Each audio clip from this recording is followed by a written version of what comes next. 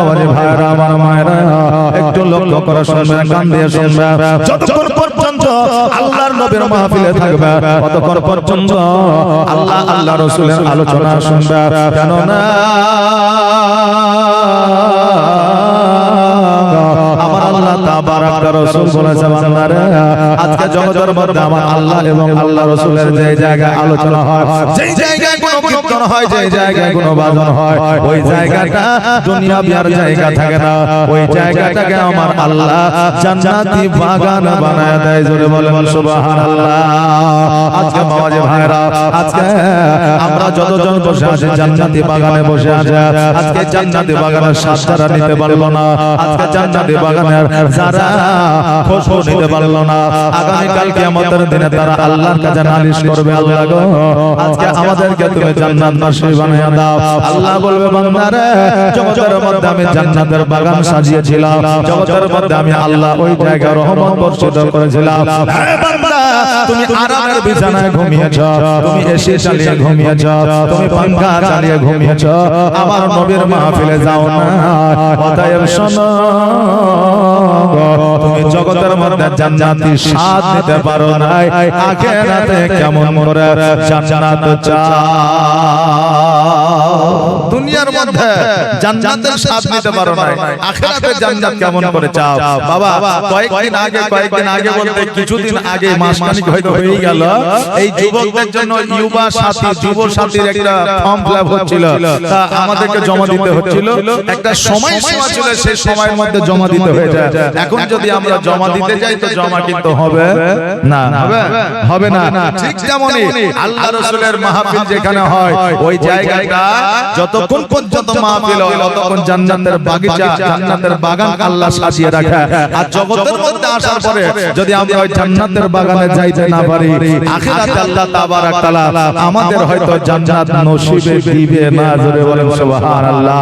কারণ বাবাজি ভাইরা, আজকে আমার আপনার প্রশ্ন হইতে পারে, হুজুর আজকে আমরা মাহফিলে যাব না, আমরা কি জান্নাতের স্বাদ পাইব না? বাবাজি ভাইরা, আজকে জগতের মধ্যে আমার নবী মুস্তাফা সাল্লাল্লাহু তাআলা আলাইহি ওয়াসাল্লাম এই বক্তব্যের মাধ্যমে, তাকরীরের মাধ্যমে ইসলামের প্রচার ও প্রসার করেছে। সবচাইতে বড় কথা হলো আমার নবী জান্নাতের যখন আলোচনা করেছে, জাহান্নামের যখন কথা আলোচনা করেছে, আজকে মানুষের পরিবর্তন জগতের মধ্যে ঘটেছে। জোরে বলেন সুবহানাল্লাহ। হে ব্রাদার, এই জায়গাটা হলো মানুষের জীবন পরিবর্তন হওয়ার জায়গা। আজকে এই জায়গা আসার পরে যখন জাহান্নামের কথা শুনবেন, জান্নাতের কথা শুনবেন, তখন আপনার মনটা পরিবর্তন হইবে।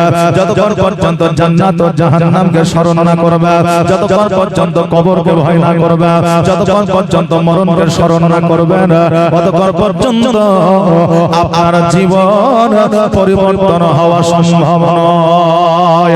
কবরকে স্মরণ না করিলে, মরণকে স্মরণ না করিলে আপনার দ্বারা গুনাহ বন্ধ হবে না, আপনার দ্বারা সাগীরা কাবীরা গুনাহ বন্ধ হবে না। যেই দিন আপনি মরণকে স্মরণ করতে পারবেন, যেই দিন আপনি কবরকে স্মরণ করতে পারবেন, সেই দিন থেকে আপনার সাগীরা কাবীরা গুনাহ বন্ধ হয়ে যাবে। বাবা ভাইরা, জগতের মধ্যে আল্লাহ তাবারাক তাআলা জাহান্নামের আলোচনা মাত্র 3% করেছে, বাকি 97 কোরআনে জাহান্নামের আলোচনা দেয় নাই। আপনি প্রমাণ করে নিতে পারেন আমার রাসূল আল্লাহ আজকে সব কিছু কোরআনের মধ্যে দিয়েছে, আজকে জাহান্নামের কথা 3% দিয়েছে, বাকি 97% কোরআনে কেন দাও নাই?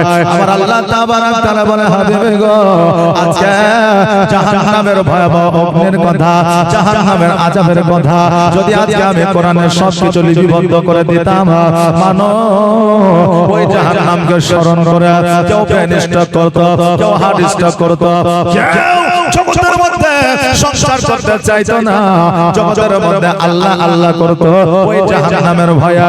এই কারণে আমি আল্লাহ তাবারাক তাআলা 100% জাহান্নামের কথা কোরআনে দিই নাই। জোরে বলেন সুবহানাল্লাহ।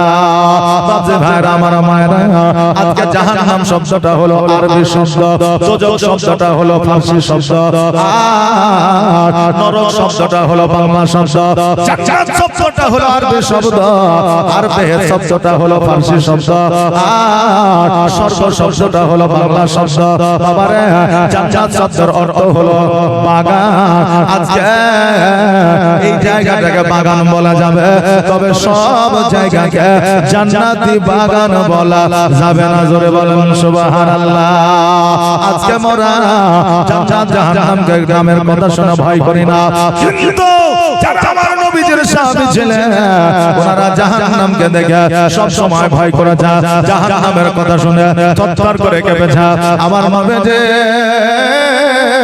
আরবের মধ্যে জাহান্নাম নিয়ে আলোচনা করতে যায় যেই ওমর ফারুক রাদিয়াল্লাহু তাআলা আনহু জবরদস্ত একদিন আমার নবীজির সাহাবী ছিলেন যেই সাহাবী জান্নাতে সার্টিফিকেট পেয়েছিলেন যেই সাহাবী ইসলামের জন্য যুদ্ধের ময়দানে গিয়ে যায় যেই সাহাবী আমার নবীর জন্য প্রাণ ও জান দিতে রাজি হয়েছে ওই সাহাবী জাহান্নামের কথা শুনিয়া নিজের বাসভবনে আসলেন নিজের বাড়িতে আসলেন আর বাড়িতে আসার পরে জানো বাবা অসুস্থ হয়ে বিছানাগত হয়ে গেল আমার নবী মুস্তাফা সাল্লাল্লাহু তাআলা আলাইহি ওয়াসাল্লাম ওমর ফারুককে লক্ষ্য করে কিন্তু ওমর আমার নবীর কাছে আসে না একদিন দুই দিন তিন দিন চার দিন অতিবাহিত হয়ে গেল 7 দিন যখন পার হয়ে গেল আমার নবী যে সাহাবীদেরকে ডাক দিয়া বলে সাহাবীরা যাও যাও যাও ওমর ফারুকের বাড়িতে চলে যাও আজকে ওমর ফারুক 7 দিন হয়ে গেল আমার বাড়িতে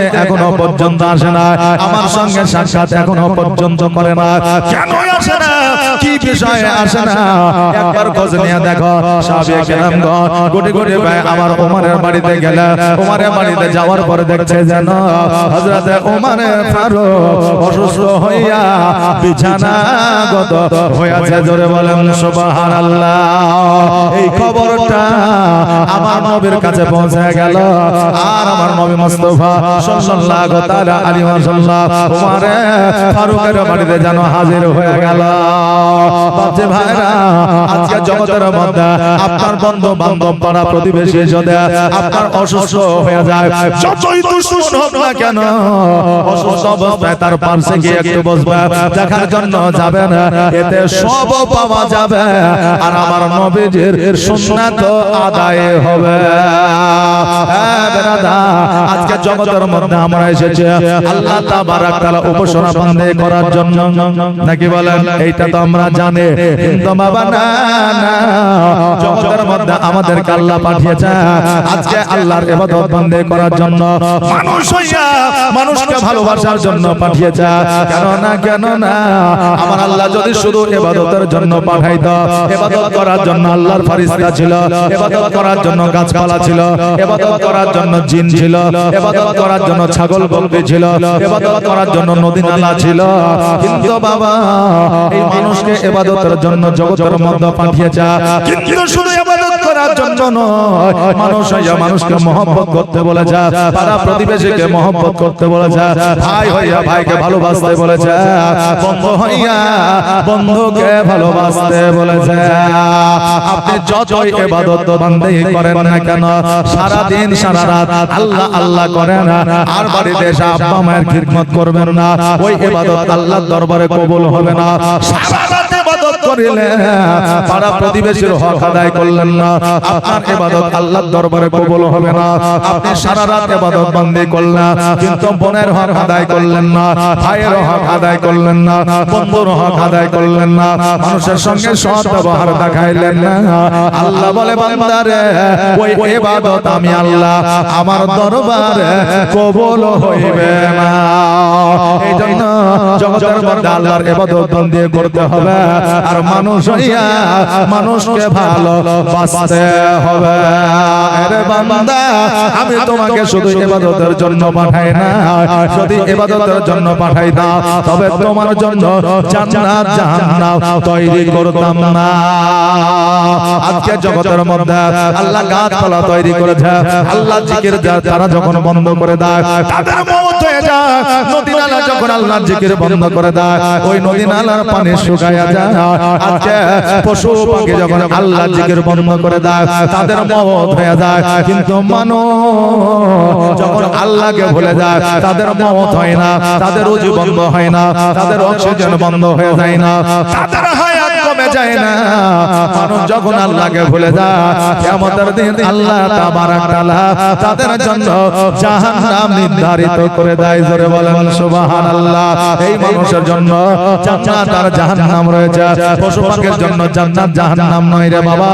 এই জন্য মোরা জগতের মধ্যে এসেছে, আমাদের কাজ শুধু ইবাদত করা নয়, আমরা আল্লাহর ইবাদত বান্দি করব আর আমাদের ব্যবহার চরিত্র সুন্দর করব।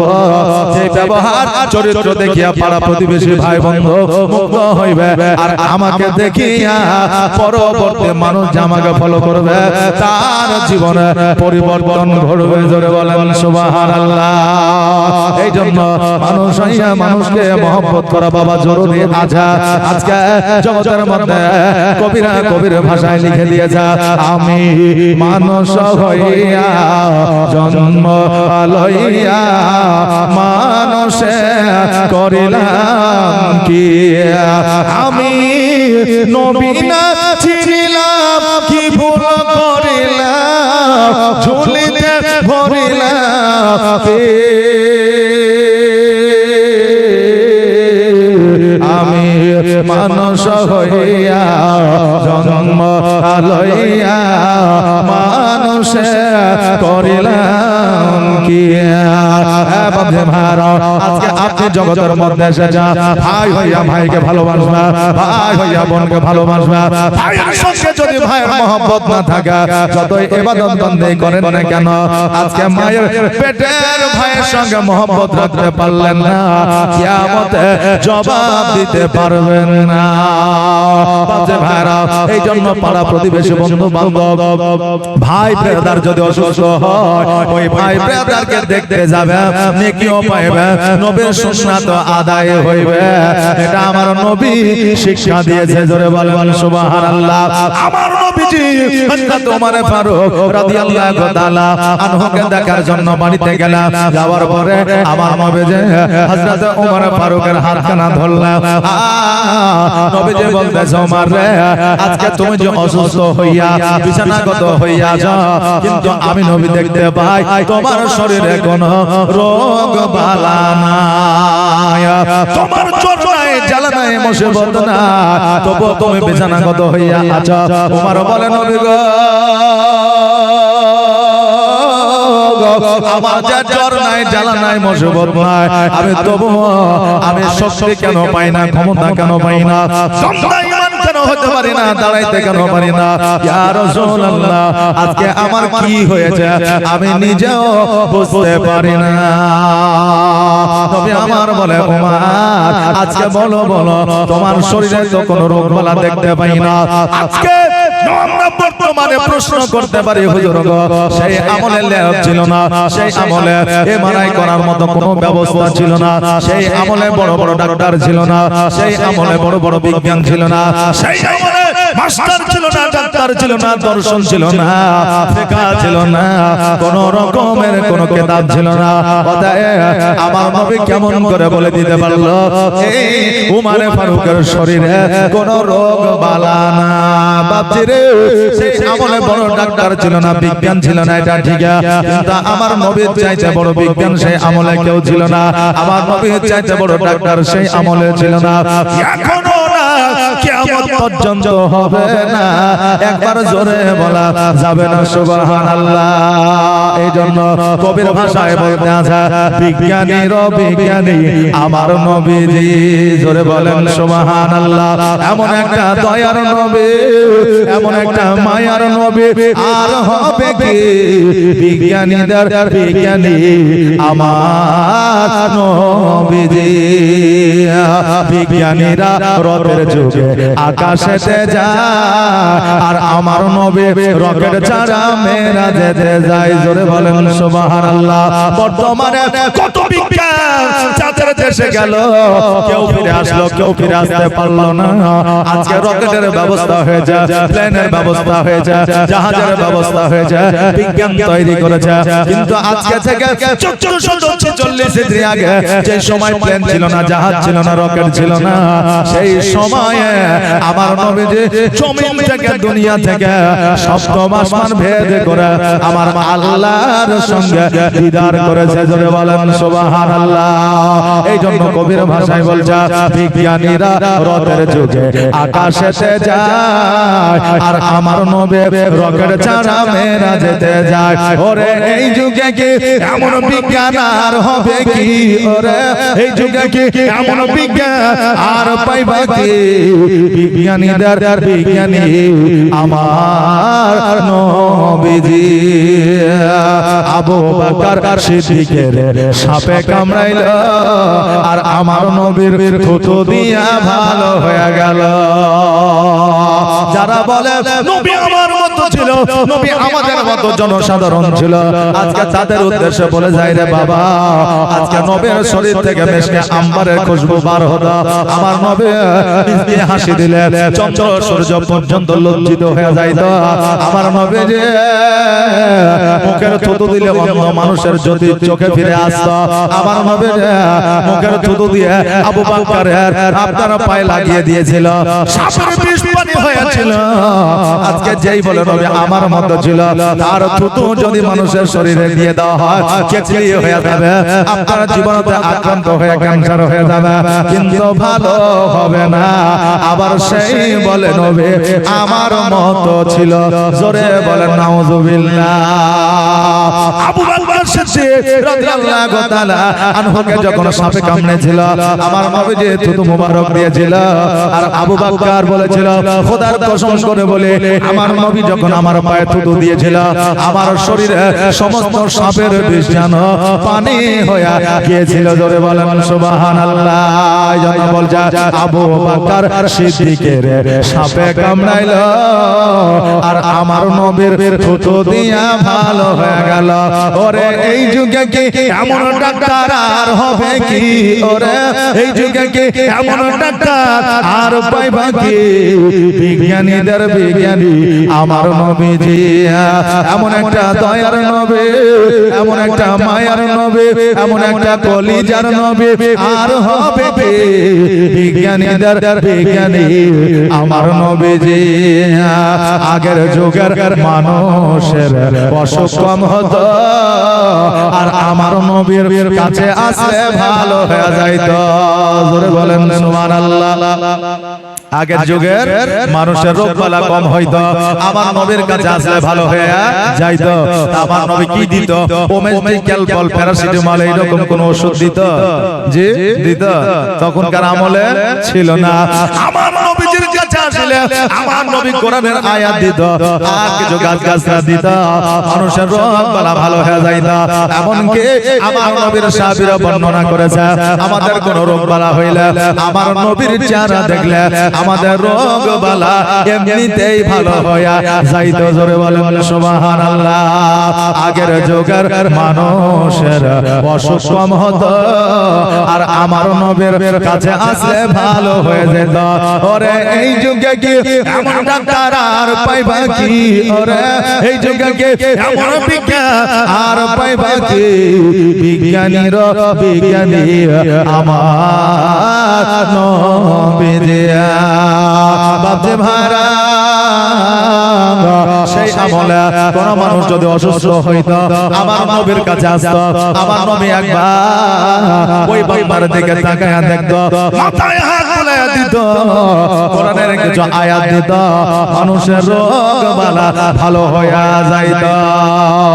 নবী আমার বলে ওমর রে, আজকে তোমার শরীরে কোনো রোগ নাই, বালা নাই, মুসিবত নাই, আজকে তবুও তুমি বিছানাগত হয়ে আছো কেন?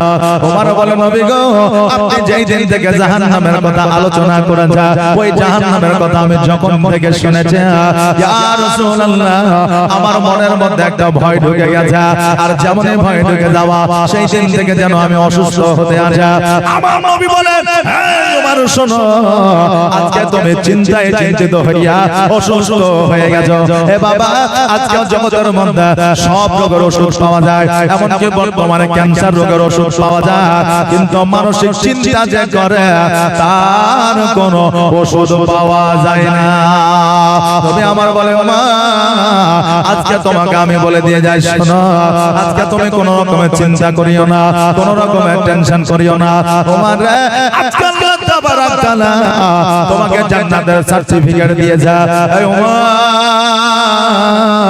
আমি নবী কথা দিলাম আমি কাল কিয়ামতের দিনে যখন জান্নাতে যাইব আমি তোমাকে সঙ্গে করে নিয়ে যাব হযরত ওমর ফারুক রাদিয়াল্লাহু তাআলা বলে ইয়া রাসূলুল্লাহ ইয়া হাবিবাল্লাহ নবী গো আমার জীবনে তবুও যেন ভয় দূর হয় না বলার উদ্দেশ্য হলো এটা আমরা এক ওয়াক্ত নামাজ পড়ি না নামাজ কাজা হইলে আমরা দুঃখ কষ্ট পাই না আজকে পবিত্র রমজান মাস আসলে আমরা রমজান মাসে রোজা পড়ি না তারাবি পড়ি না তবুও বাবা জাহান্নামকে ভয় করি না মরণকে স্মরণ করি না কবরকে আমরা স্মরণ করি না কিন্তু জিনাদের কোনো গুনার অবকাশ ছিল না জিন্দেগিতে একটা গুনাহ করে না আজকে তিনারা জাহান্নামকে ভয় করেছে কবরকে স্মরণ করেছে কবরের আযাবকে ভয় করেছে আর তিনাদের জীবন পরিবর্তন হয়েছে নবী আমার বলে ওমর শোনো আজকে আমি তোমাকে বলতে আছি কাল কিয়ামতের দিনে আমি তোমাকে জান্নাতে নিয়ে যাব আমি নবী তোমাকে যতক্ষণ পর্যন্ত না নিব ততক্ষণ পর্যন্ত আমি জান্নাতে যাব না ওমর বলে ইয়া রাসূলুল্লাহ ইয়া হাবিবাল্লাহ নবী গো আমি আপনার সঙ্গে জান্নাতে যাইতে চাই নবী বলে ওমর তুমি কি আমাকে ভালোবাসো না ওমর বলে ইয়া রাসূলুল্লাহ আমার নিজের প্রাণের চাইতেও জানের চাইতেও বেশি ভালো আপনাকে বাসি জোরে বলেন সুবহানাল্লাহ আমার নবী বলে ওমর তবে তুমি কোনো চিন্তা করিও না আমি নবী আমি জগতের মধ্যে যত উম্মত আছে সকলকে সঙ্গে করে নিয়ে জান্নাতে যাব তোমাকেও ছেড়ে যাব না তোমাকে সঙ্গে করে নিয়ে যাব আজকে আমার নবীজি পৃথিবীর মধ্যে 63 বছর জীবন যাপন করেছে আমার নবীজি সর্বদা কান্না করেছে চোখের পানি ফেলিয়েছে বুক ভাসায় দিয়েছে ঘরের মধ্যে মরুভূমি আপনার ভিজা দিয়েছে আমার নবীজি আপনার জন্য কান্না করে না মায়ের জন্য কান্না করে না টাকা পয়সার জন্য কান্না করে না ধন সম্পত্তির জন্য কান্না করে না হীরা জন্য কাঁদে না আমার নবীজি 63 বছর পৃথিবীর মধ্যে কেঁদেছে উম্মতের জন্য এখনো সোনার মদিনায় কান্দে উম্মতের জন্য কাল কিয়ামতের দিনেও কান্না করবে উম্মতের জন্য আমার নবী কতক্ষণ কান্না করবে যতক্ষণ পর্যন্ত উম্মতকে লইয়া জান্নাতের মধ্যে না যাবে ততক্ষণ পর্যন্ত আমার নবী কান্না করবে জোরে বলে সুবহানাল্লাহ এই জন্য বাবাজি ভাইরা জগতের মায়ায় পড়িয়া আমার নবীকে ভুলে যেও না জগতের মহব্বতে পড়িয়া আমার নবীকে ভুলে যেও না কারণ আমার নবীর চাইতে বেশি ভালো জগতের মধ্যে কেউ বাঁচতে পারবে না নবী গো তোমার মতো এত ভালো তোমার মতো এত ভালো কেউ তো আমায় বাসে না তাই তো নবী আমি তোমার দিবানা তাই তো রাসূল আমি তোমার দিবানা ও কি শুনেছি কিতাবের লেখা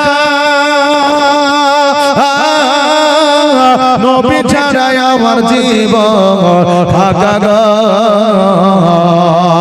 ও কি শুনেছি কিতাবের লেখা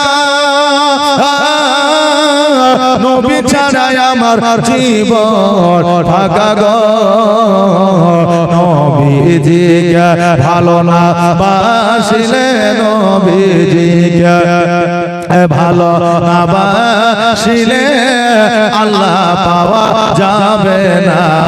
তাই তো নবী আমি